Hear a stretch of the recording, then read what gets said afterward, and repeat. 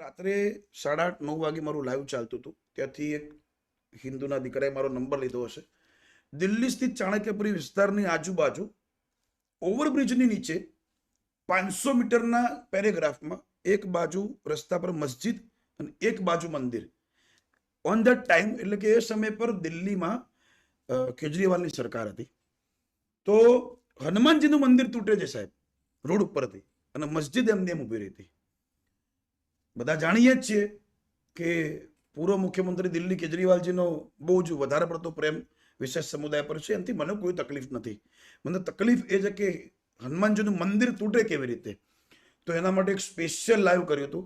72 કલાકનું અલ્ટિમેટમ આપ્યું હતું કે 72 કલાકમાં ત્યાં મંદિર નહીં બને તો 5 લાખ હિન્દુઓને લઈને સીધી સરકારનો ઘેરાવ કરવાની તૈયારી મારી પણ હતી. તો એ 72 કલાક મેં મંદિર પણ બન્યું છે. કદાચ મારા ફેસબુક લાઈવ પર એ વિડીયો પડ્યા બી છે.